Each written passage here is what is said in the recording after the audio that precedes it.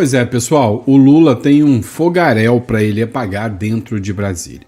A CPI do INSS está andando com a corda toda e está dando muita dor de cabeça para o governo Lula, que já teve que desembolsar uma bolada aí de emendas para tentar segurar o cerco, né? Agora, uma figura crucial ficou confirmada para depor na próxima quinta-feira. A gente vai falar sobre isso e vamos mostrar para você o porquê eles estão desesperados. Outro ponto também. O Lula sabe o que os Estados Unidos estão fazendo com o Maduro. Tá nada fácil a vida do Maduro. Agora, a vida do Lula também não vai ficar muito tranquila se o Donald Trump gostar do que ele fez com o Maduro, não. Até porque agora o Marco Rubio acabou de fazer uma viagem. Anunciou, possivelmente, a construção de uma base militar americana aqui pertinho, e eu não estou falando do Paraguai não, tá? Ou seja, o Paraguai já é uma hipótese muito real de ter uma base bem na fronteira. A Argentina também não está com muita graça com o Brasil. Agora um outro país falou que se torna aliado e pode criar uma base militar americana bem aqui do ladinho também. Acho que isso aí não é uma situação muito favorável para o Lula. Outro ponto também que ficou, chocante agora foi a divulgação, através de uma matéria do Metrópolis, de um elo assustadoramente perigoso do Exército Brasileiro. E aí, um contrato acendeu um alerta vermelho sobre vamos dizer assim, a credibilidade dos contratos das Forças Armadas.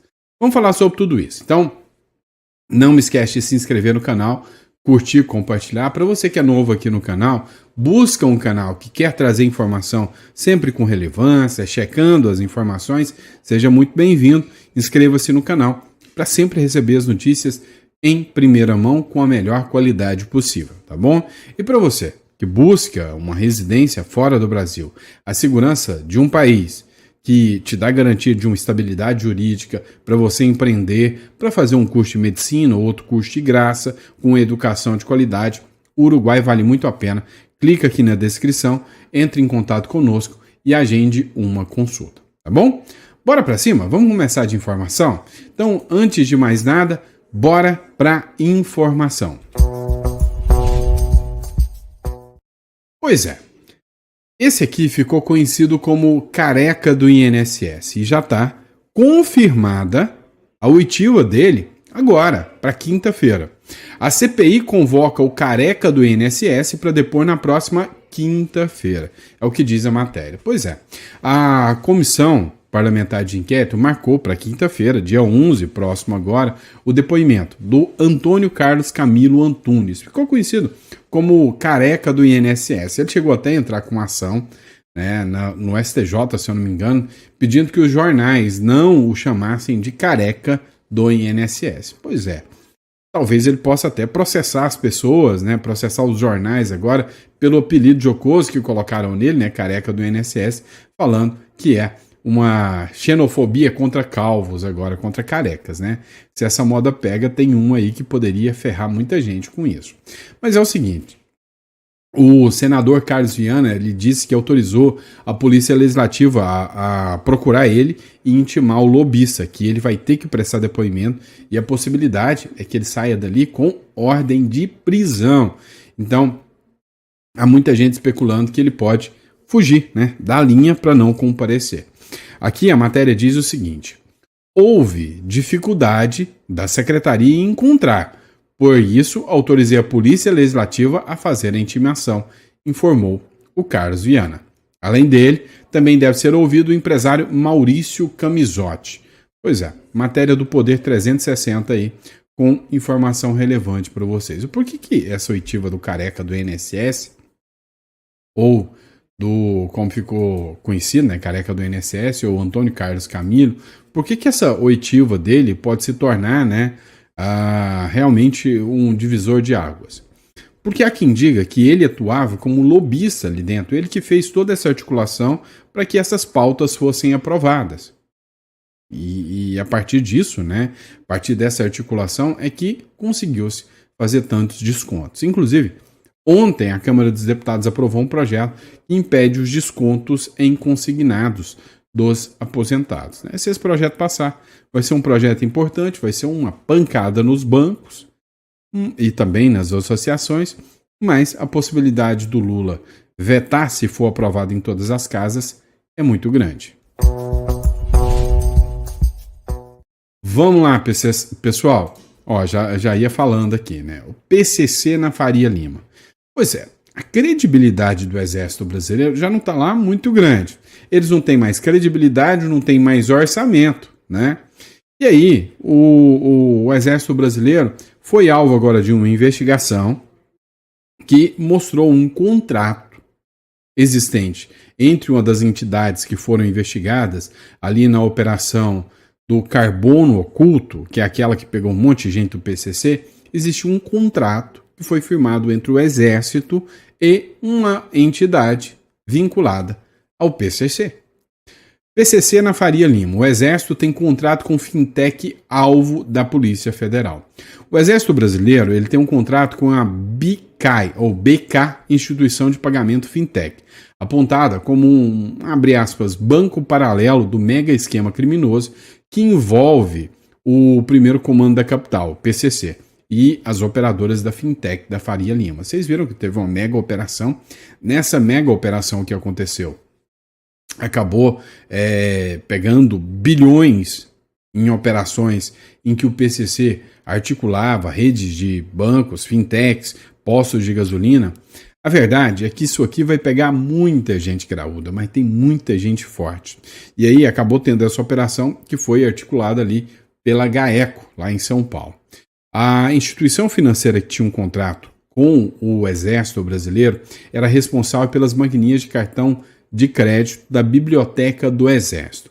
O contrato, com essas maquininhas era no valor de R$18 mil e foi assinado no dia 4 de agosto desse ano, menos de um mês antes de serem deflagradas as operações da Polícia Federal.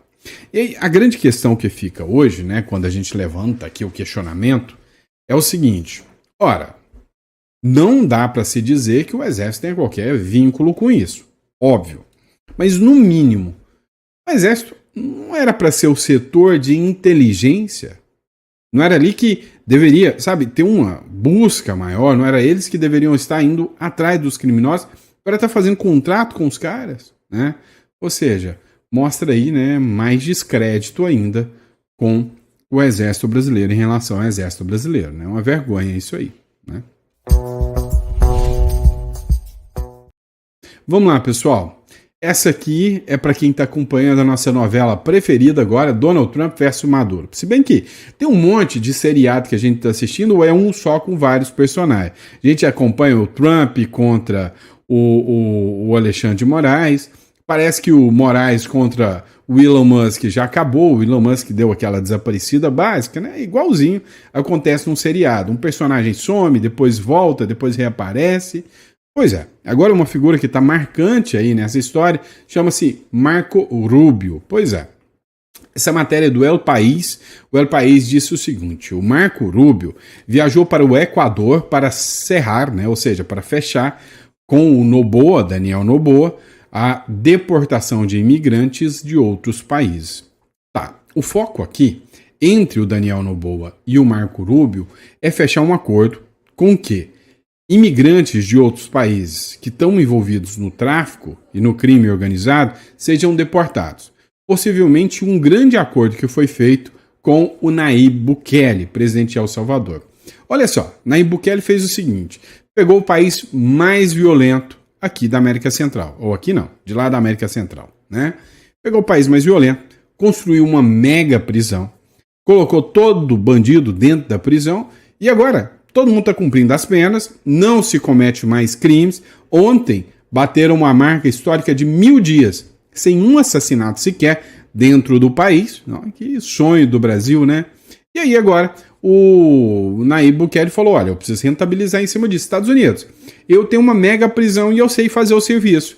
Quer mandar os criminosos para cá? Paga aí um trocado por mês para mim que eu recepciono tudo quanto é criminoso aí do crime organizado, terrorista, pode mandar para mim. E aí foi o acordo que o Bukele, né, fez com o Trump, e agora o Marco Rubio foi lá para fechar com o Daniel Noboa. Ou seja, construíram, né? Você lembra daqueles filmes que falavam da prisão de Alcatraz? Pois é, construíram uma mega prisão intocável, infalível, e o Nayib Bukele acabou rentabilizando em cima disso.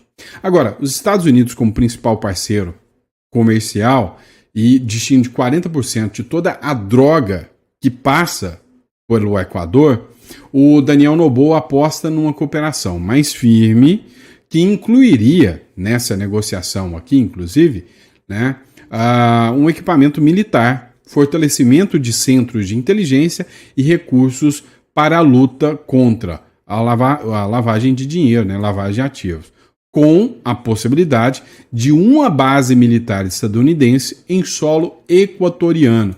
Não está descartada e, segundo a funcionária, já se trabalha para isso. Ou seja, possivelmente teremos mais uma base militar dos Estados Unidos aqui na América do Sul.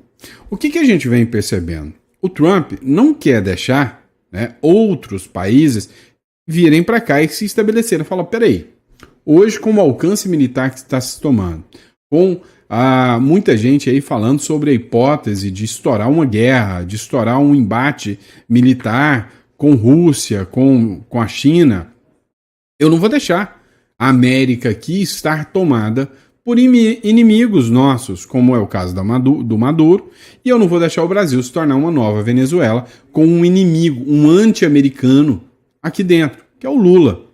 Então, a gente percebe que ele já está fechando o cerco. O Ivan Kleber fez uma publicação, disse o seguinte: o secretário de Estado Marco Rubio denunciou Nicolás Maduro como um fugitivo da justiça americana nesta quinta-feira. Maduro é um fugitivo da justiça americana, disse o Rubio durante uma visita ao Equador. Não vamos apenas caçar traficantes com pequenos barcos rápidos. O presidente Trump disse que quer declarar guerra a esses grupos. Ou seja, a partir de agora não vai ficar interceptando um ou outro barco. Vai pegar, vai partir para cima e vai fazer pressão em cima desses grupos. E a intenção é chegar no líder. Quem seria o líder? O Marco Rubio falou, né? Segundo o Emmanuel Rincon, o Marco Rubio, secretário do governo norte-americano, disse o seguinte, abre aspas, não me importa, inclusive, o que diga a ONU. Eles não sabem de nada.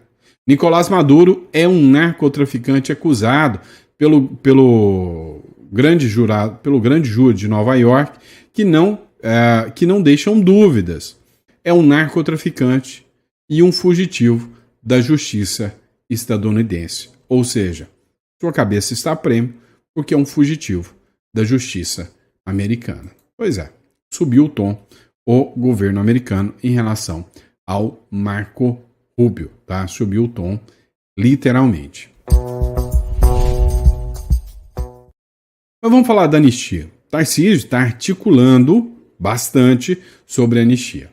A turma lulopetista tá nervosinha pra caramba. Inclusive, tá circulando um monte de posts falando, olha só, o Tarcísio que deveria estar cuidando do estado de São Paulo está lá para Brasília, articulando a defesa dos golpistas. É o que os petistas estão escrevendo. Só que o Tarcísio realmente está articulando, inclusive está com novos aliados. O Tarcísio ofereceu jantar a Malafaia em meio a conversas sobre anistia. Dá uma olhada nessa aqui. O governador Tarcísio de Freitas ele jantou com o Malafaia e também com o deputado federal Sóstenes Cavalcante na noite de quarta-feira, na ala residencial do Palácio dos Bandeirantes, lá em São Paulo. Vem cá, tá circulando um burburinho e o Otávio Facuri, na verdade, foi o ex-advogado do Bolsonaro, me fugiu o nome dele. Eu tô ruim de cabeça hoje, vocês viram, né? Que era advogado do Bolsonaro, ele chegou a falar em Malafaia como candidato a presidente da República. O que eu tô começando a sentir é que mostrou-se que o Malafaia tem um grande apelo evangélico, né, dos evangélicos. E, de certa forma, é uma grande liderança. O que eu tô vendo, a costura, é a possibilidade de que queriam lançar o Malafaia como presidente. Só que agora, a ideia pode ser que o Malafaia seja vice. Olha só uma chapa se formando aí do Tarcísio e Malafaia. Pode ser que a gente esteja diante dessa chapa presidencial.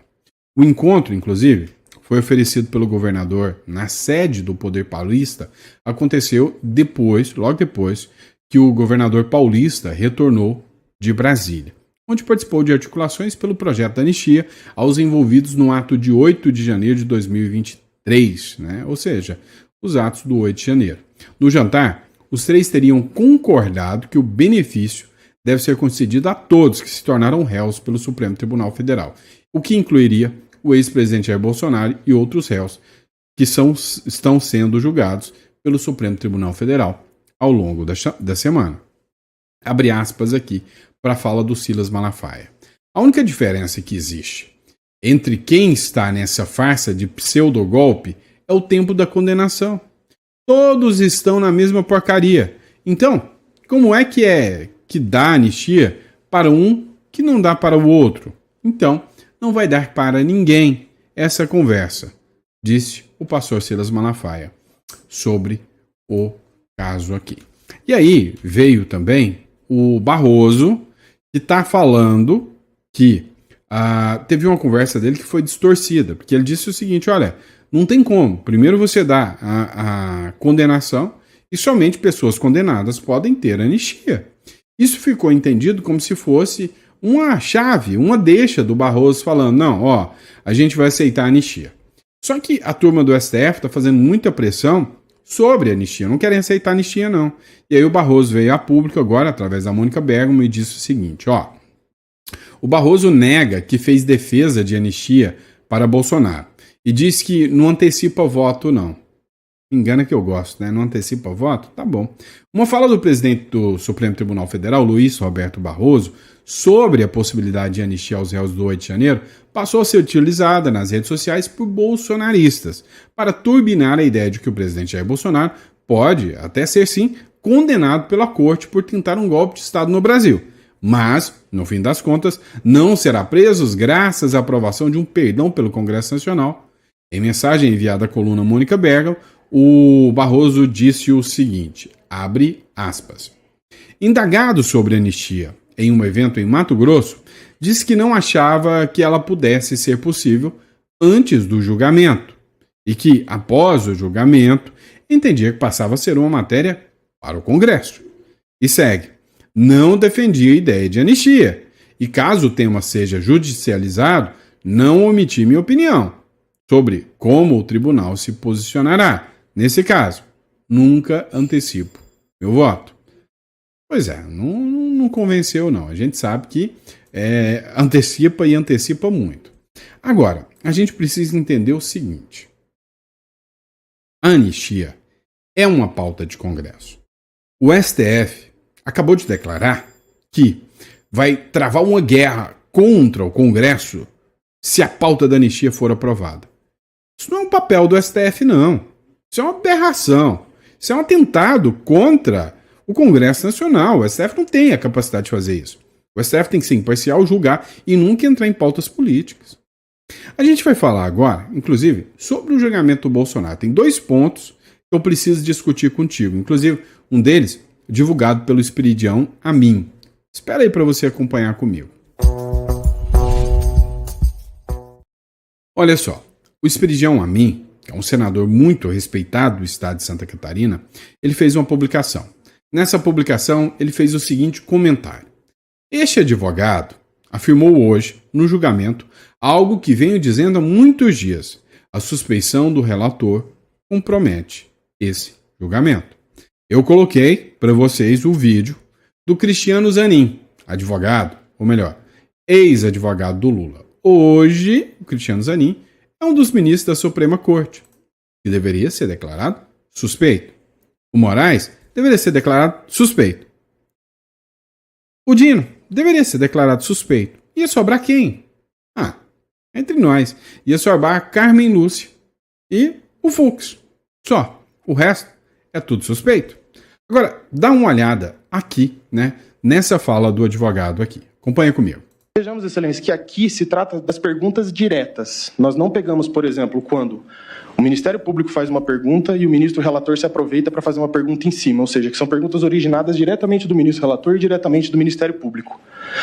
Nós temos 302 perguntas do ministro relator contra 59 da Procuradoria-Geral da República. Vocês entendem isso aqui?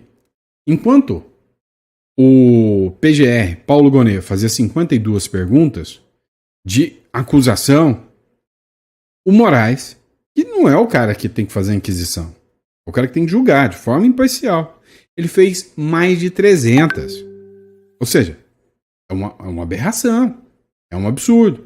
Isso mostra que o ministro relator ele tem participação ativa como inquisidor, ou seja, fazendo o papel do Ministério Público. Ora, por muito menos a Lava Jato caiu. Caiu porque o juiz conversava com o MP. Aqui, nós temos o juiz agindo como o próprio MP.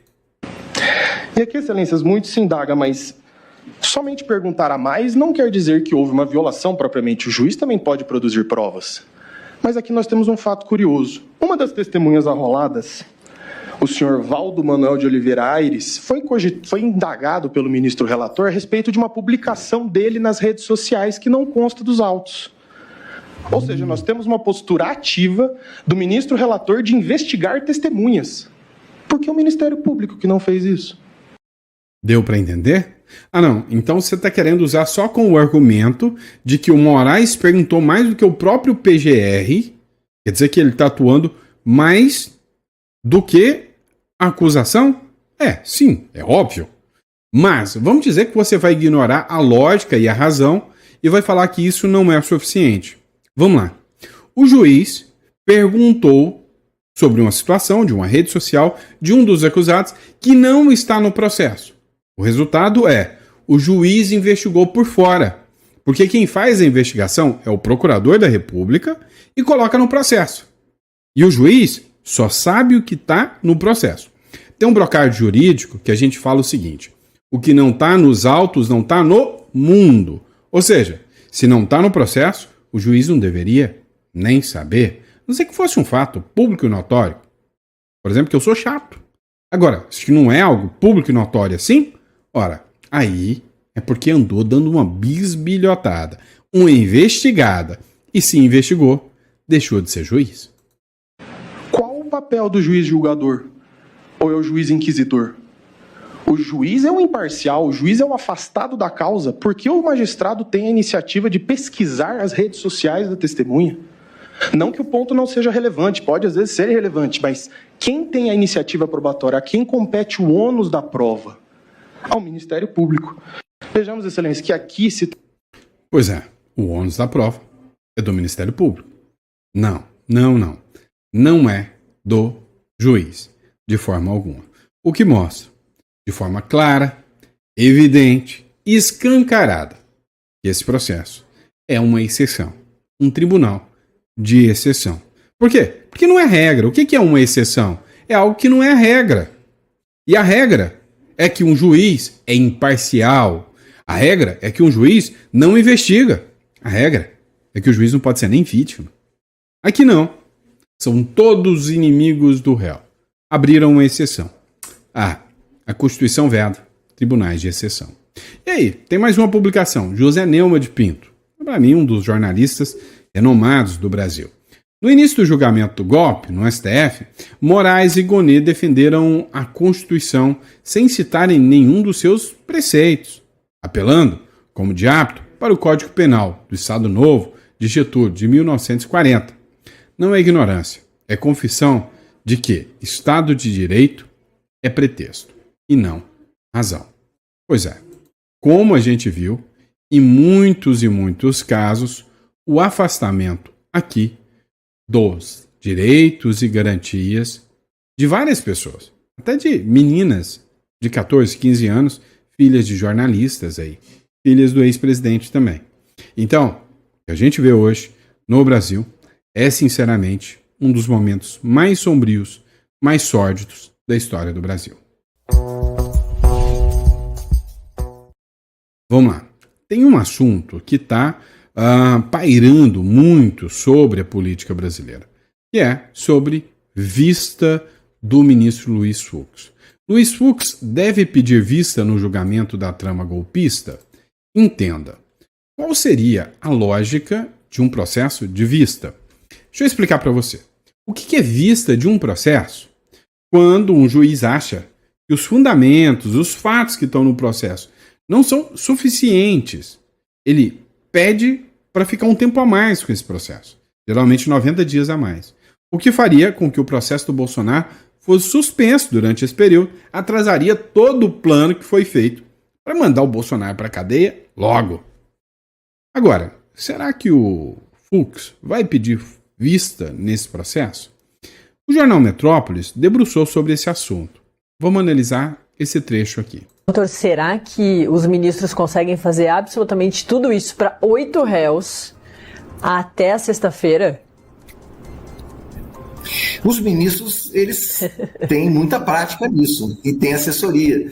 Apesar de ser algo complexo assim para quem está observando fora do mundo jurídico, é uma operação difícil de explicar, mas o pessoal conhece bem essa matéria.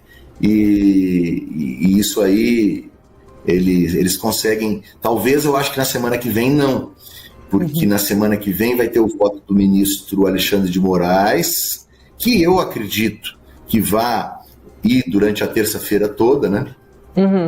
Aí, na quarta-feira pela manhã, nós temos o voto subsequente, que começa com o ministro Flávio Dino. Isso. Eu não acredito. E aí depois nós vamos lá, aí na quarta.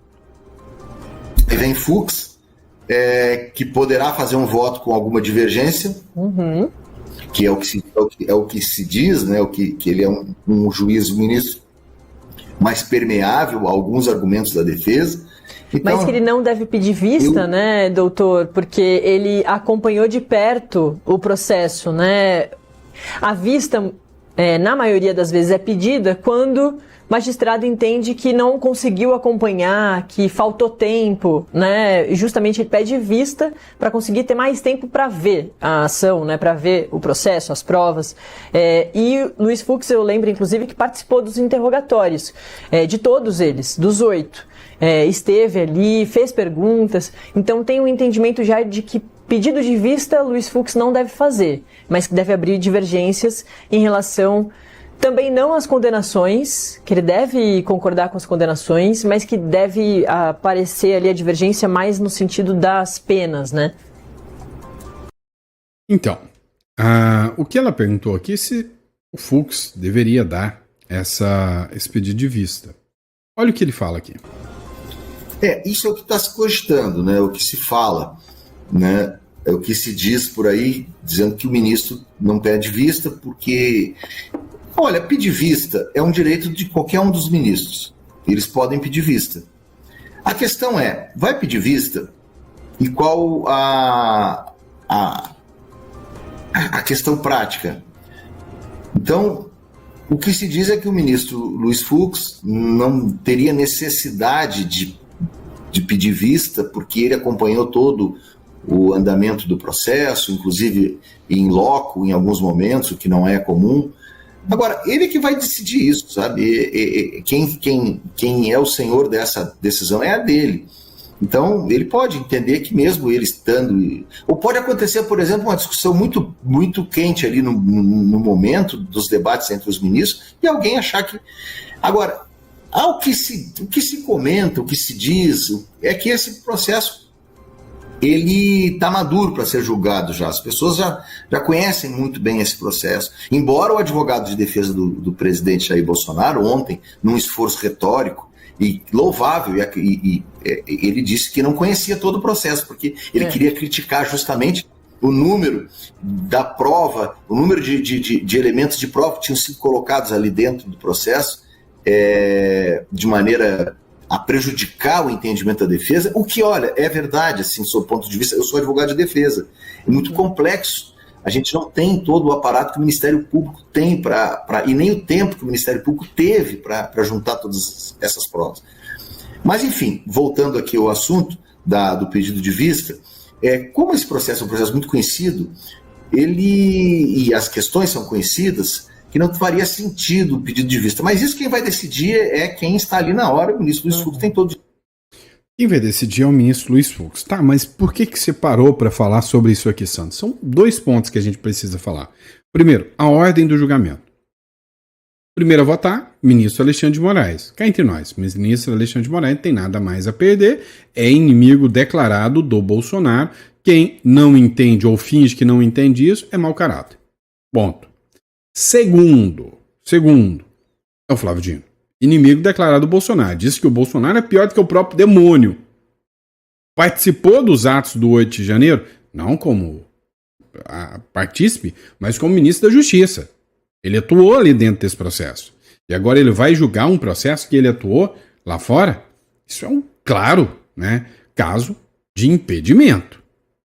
É inimigo do Bolsonaro. Processou o Bolsonaro. Disse que o Bolsonaro é pior do que o demônio.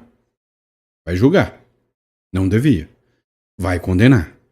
Agora, o ministro Luiz Fux, será que ele quer pegar essa bronca de enfrentar o Trump mesmo?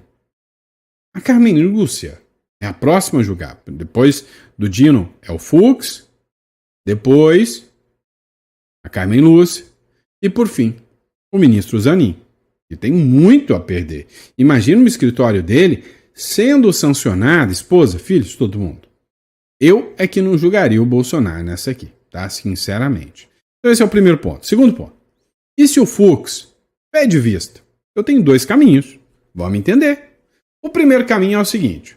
Se o Fux pedir vista, só está dando tempo para o STF para evitar que as sanções magníficas venham.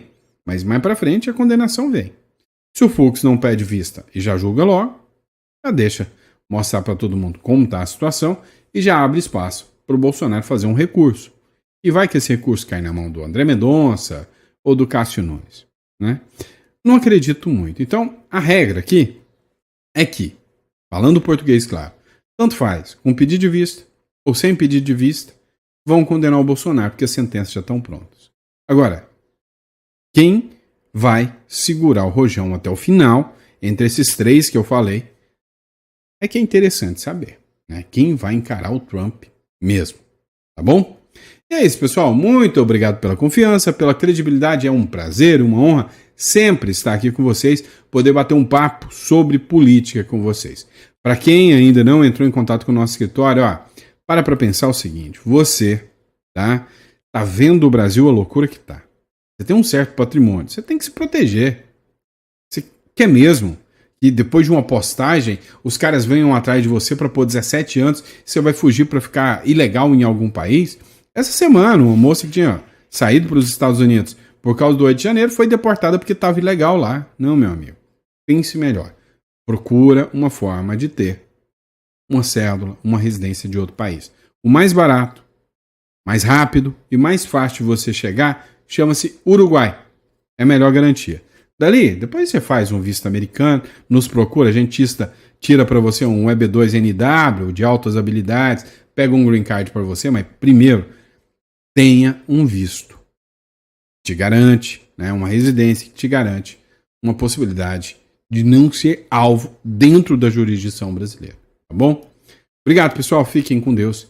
É sempre um prazer estar aqui com vocês e poder bater um papo com vocês. Abraço.